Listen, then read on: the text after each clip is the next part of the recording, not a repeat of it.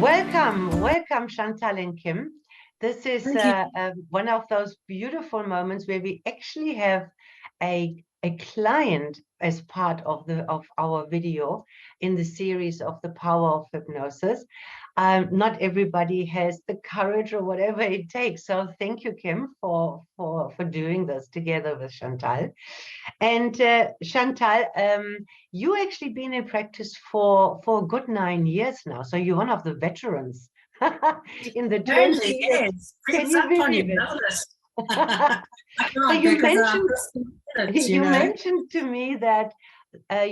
to me that you right from when you were studying that you had a fascination with past life regression. Yes. And that possibly for that reason you attract those kind of clients. I think that's exactly what's happening, because it piqued me right from the training days. Really? I was fascinated with past life work, followed on by soul journey work. Yes. And it seems to be the niche that I've seemingly gone in, not necessarily with conscious thought. Yes. But it's happened anyway. Yes. Yes. Yes. But I mean, this is just proving the point that what we emit as a vibration, as a frequency, is what we get back, you know? Yes. So if you have a fascination for that, yeah, it's no wonder. Yes. And then you say that many, you say, if not most of your clients, you find that actually they have the root of their issues in past lives. Yes. Well, I've just done such a lot of reading and research in addition to what you trained us on at SAIH. Mm-hmm. I just, I constantly read and research on it. And I came to the conclusion, rightly or wrongly, but seemingly rightly, that so many, or if not all, of the issues that we are struggling with in this life are actually rooted in a past life. Mm-hmm. So because I am so open to that and so passionate about it, I'm always keeping that space open within my sessions for the possibility that that's where we need to go. Yeah. And it just seems that most of the time we do. I mean, there obviously are times we don't go into past lives. Yeah. And usually I suppose that's because there is no root for that particular issue in a past life. But I would say most of the time we seem to do it. That's amazing. So it seems that a lot of the issues we are rooted in past lives. Yes. Yes, yes. And they get really good results from the work. I bet you do. As much as I would like to discuss the philosophy of past life more, maybe one more question. Do you ever have clients that didn't really believe in past life and still found they're the root of their problems in a past life? Absolutely. They spontaneously pop into a past life. Because I never want to work, I mean, you've trained us on that. I never want to work against clients' beliefs. Yes. So, unless a client has specifically said, I definitely do not want to go into a past life, then I will never, ever frame my suggestions around the possibility of doing that. But even those who don't actually believe have gone into past lives. And often, even once they have, they may still not believe it. Most of the time they're amazed, and it probably switches their belief. A lot of the time they still are questioning it, and they think that possibly they're making it up. My answer to that is, why are you making such specific detail up then? Where is this coming from? But of course, I also always respond by saying, whether it's your imagination or whether it's not, the healing will result, because the subconscious will still respond in the same way. Yeah. And then they're actually, I think, more comfortable with the idea of possibly popping into a past life. And then maybe that opens it up for them. But yes, I've often had that happen. Yes, amazing. So let's hop right into this session that you did with Kim. Who of you wants to, maybe you, Chantal, as the facilitator, should give us why was this attempted, and what kind of experience did you visit, and with what results? So maybe I will just talk about what Kim wanted to do this for. She's a very good hypnotic subject. And I knew that because she had previous sessions. She's had a few sessions with Bianca before I worked with her. And I might even have done 1 or 2 sessions before that hadn't involved past life. I can't remember now. But one of the issues that Kim has struggled with in the past has been an issue where, well, it presented as depression and anxiety, but when we chunked it down, it was very much around this belief that she simply wasn't good enough. She wasn't up to scratch. And there was this constant drive for perfection, wanting to do things perfectly, wanting to be perfect, wanting to look perfect, that sort of issue. That is how it was presented. So with that, we then just simply followed the emotions of anxiety and depression. Kind of, they were going together. You know, sometimes, well, often the two emotions are going together. So we followed that. And I think maybe you want to pick it up from here as to what happened. I popped into my most recent life, and my mom asked, "Where are you?" And I said, "I'm in America." And I was in class studying to be a doctor. So I was in college in America. And I was a man. My name was John. And I was already anxious there. And I realized that my mother at the time was sick and she had cancer and she was dying, and there was no real cure for her kind of cancer. And I kind of had this like feeling of, I'm studying to be this doctor so that I can save people's lives, but I can't save my own mother's life. Yes. And then we skipped to the next experience, and I was getting married to my wife. And I can remember her. She had like this dark hair with a little bob. And I just remember the wedding. It's so strange. Like, it's like it was right there. What time frame are we talking about? Like when you say your most recent life, 100 years ago, or? No, it was in the 70s. No ways. Okay. Yeah, I think I died in the 70s. Yeah. So it was my last life before this one. And so I was getting married, and then the next event that we went to was my mother's funeral, and that was very, very sad. And still this feeling of I couldn't do anything. There was nothing I could do, feeling very hopeless. And what am I making my whole life about if I can't save my own family? Yes. And then the next episode that we went to, it was like quite shocking. My wife and daughter had just been in a car accident, and I was a surgeon, and I was the surgeon on duty, and they were rushed into the emergency room. And I just remember these lights flickering, and my wife was taken off to one room, and my daughter was in front of me on the table, and I couldn't save her. And I lost my wife and my daughter. And I kind of carried on in that life, and I was just very, very depressed and lost and lonely, very lonely. And when we went to the next episode, I was actually about to kill myself.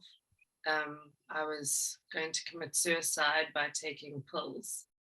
And I did.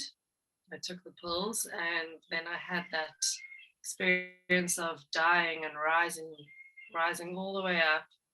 And as I was rising up, I realized I shouldn't have done this. I'm stepping in where I didn't need to, and I'm supposed to learn the lessons that this life has given me, and I shouldn't have done this. And I was also feeling really bad that I'd left my father, who was also alone and had lost everyone, and now he was going to lose me as well. But I didn't go to hell for committing suicide. You know, I realized that it was the wrong thing to do, but it was done now, and I kind of had to forgive myself. And okay, yeah. let me just explain that to whoever is watching or listening to this. So when we facilitate these kind of sessions, we like Chantal did it, picture book. So we go from wherever the client enters into a past life. We go usually forward in time, closer to the death in that lifetime.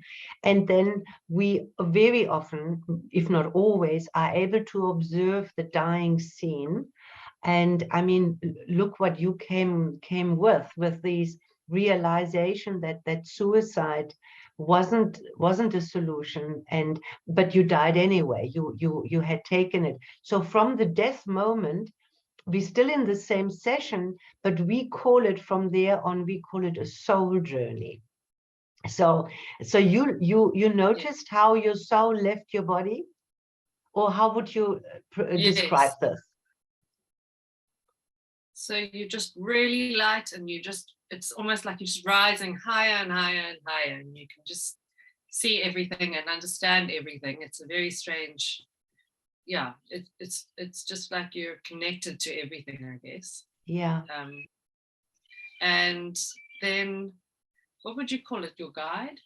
Yeah, we first did some karmic cleansing, remember? Yeah. We left all of the loneliness and the sadness, Yeah, and all of that behind. Yeah, we left it all behind. And then, yeah, a guide came and took me up to the happy place. And that was really incredible.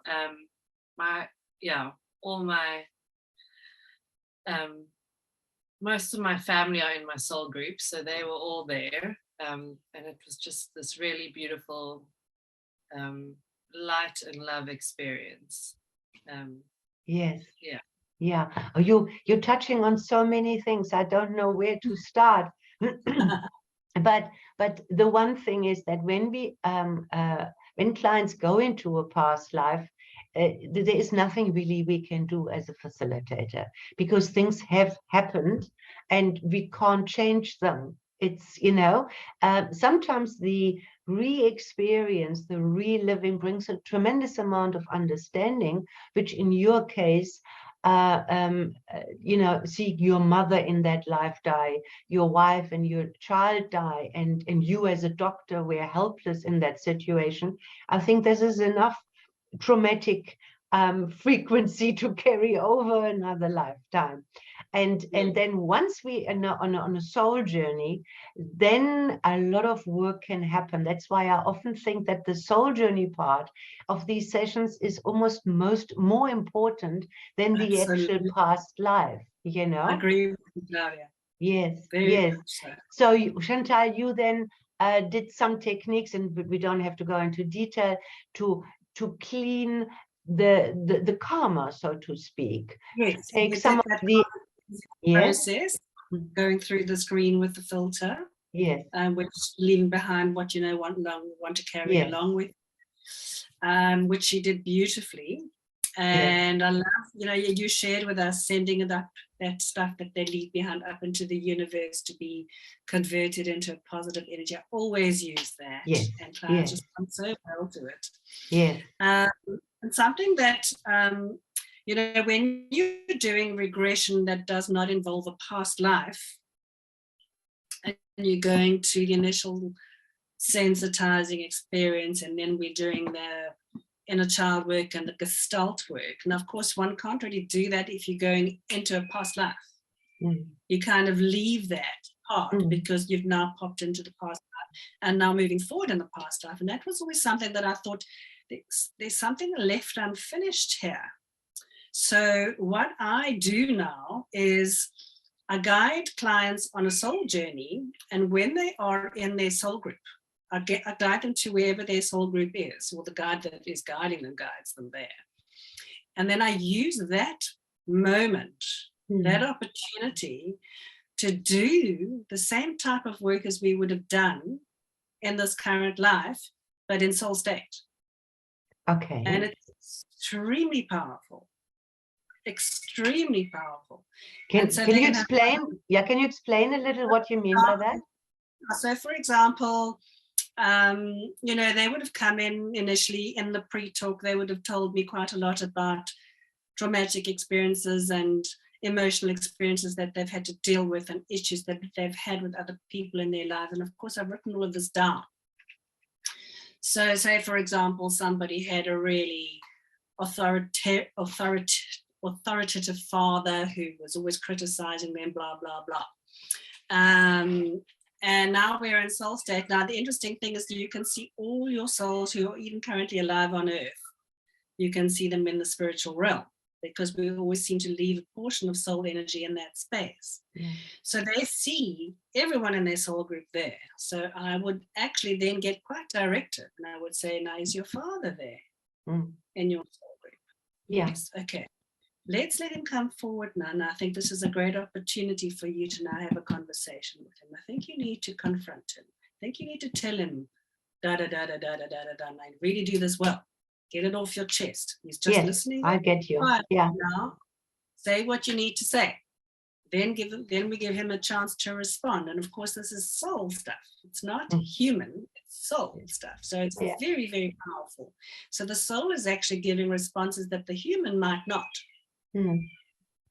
And the other thing that's also very powerful in this space is recognizing the soul agreements that have been entered into. Because we usually have entered into soul agreements with the various people in our souls in our soul group, and we have chosen those difficult experiences as a soul before we came into them, so that we would learn certain things and develop certain skills. And that realization I find is extremely powerful, because they immediately flip from feeling like the victim that they have up until now into immediately it's much more empowered position, because, oh, I chose this. And this is what I chose. And we talk about how brave it is and how courageous it is, all the rest of it. That is extremely powerful. Wow. Thank you for explaining that. That's really, really beneficial. Yes. So Kim, so what happened for you, and is your issue less strong, or is it completely released, or what was the outcome for you with the session that you had with Chantal? Yeah, it's definitely so much better. I mean, obviously you still have times where you can get a little bit anxious, but it's chalk and cheese. Really? Yeah. And did you have any, did you recognize any people in that life that you are living with in this life? Actually, my mom was my daughter who died. Oh my God. Yeah. Wow, that must have been a realization. How was that feeling for you, Chantal? It's quite mind-blowing, actually. But what she also realized in that session was that apparently we are primary soulmates. Okay. You know, we also have a primary soulmate. That's the one that goes through most of our lives with us, with a very strong connection to them. Not always a romantic connection. No. Yeah. A romantic connection. Very often not. And often we're learning our most lessons through that particular relationship. So she realized in that session that we are primary soulmates. So I think we've probably been through many lives together. Yeah, most probably you will. Wow, this is super fascinating. Kim, is there anything else you want to add? Yes. So that was you want me to say it? Okay, so there was, when she was in her soul group, all her grandparents had already passed. But now she was being able to communicate with them in this experience. And it just occurred to me to say, are any of them going to reincarnate again in this current life, in some kind of relationship to you? Yes.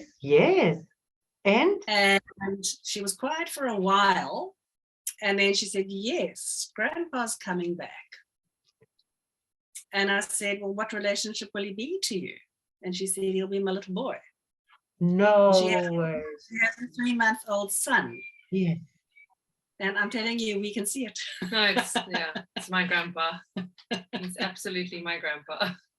This is unbelievable. You know, when you read, especially, you know, those authors that have made themselves a name, some of them seem to put the soul journey, they call it different, but they seem to squeeze it into a blueprint, like what happens to us when the body is obsolete, the journey thereafter has certain steps. I could not substantiate it with my own experience. I find that many aspects are unique to the client. Do you think that's similar for you, Chantal? Yes, sometimes I'm guiding to a certain structure that I'll usually try and keep to, and then they'll be going off in different directions. And I just know that I need to go with them. Yes. I need to follow where they're taking the session, where the subconscious is taking the session. Yeah. Sometimes I simply can't be the one trying to keep to a structure. Sometimes I can. Yeah. Most of the time I just let it flow. Yes. And yes. Surprising what results. Yeah. Yes. Oh, this is fantastic. How I would like to close is there are other modalities other than hypnosis or hypnotherapy. And of course, we're talking about non-medical hypnotherapy when we talk about it, because we don't diagnose or treat or prescribe. But if you don't have a proper trance depth, which you can only get really by being guided into the state, unless you're one of those few people that can really do it by themselves, or sometimes it could happen spontaneous that somebody goes into a light trance. But I would like to say, and want to hear your opinion, Chantal, if somebody wants to have a proper past life regression, I would definitely always seek out somebody who really knows their hypnosis work, because otherwise it becomes just a story or a movie, and then the benefits are questionable. Would you agree with that? Yes, I seem to have a lot of people who have told me about previous past life experiences with other therapists. Yes. And very often, it's just simply a case of going to the experiences and then bringing the person back from hypnosis. Yeah. And I do understand and I do believe that there is healing that can result from simply going back to an experience and experiencing the ab reaction and so on. But I don't believe the full healing is going to occur unless we can guide that. Yes. Leaving what they need to leave behind from that life. All of that sort of thing. I think that's important. Yes. And I think you're going to get that from a therapist who's not properly trained. Yes. I think it's a very responsible position to be in, to be guiding some past life regression. Responsible and also a great privilege, because I don't know how it is for you, but lots of my life questions or afterlife questions have been softened, if not resolved, by observing my clients doing their journies. You know, for example, fear of death is virtually dissolved. Yeah. Because it's just like being born, you know, it's just yeah. In fact, Kim says that he gets quite jealous now. Hey, what were you saying the other day? You get jealous about that they get to go to the happy place. She's experienced it now, and when she hears that someone's posh, she thinks, oh, they're so lucky. Yeah. Beautiful. I thank you both. Thank you. I think this is a wonderful summary of what happened, very educational. Thank you both for your time, and I hope there's lots of people who have benefit from watching this.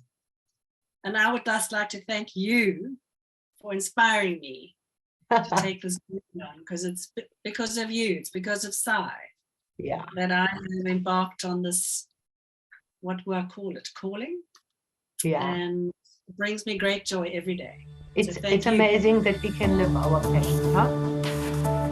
I lucky to agree be able with you.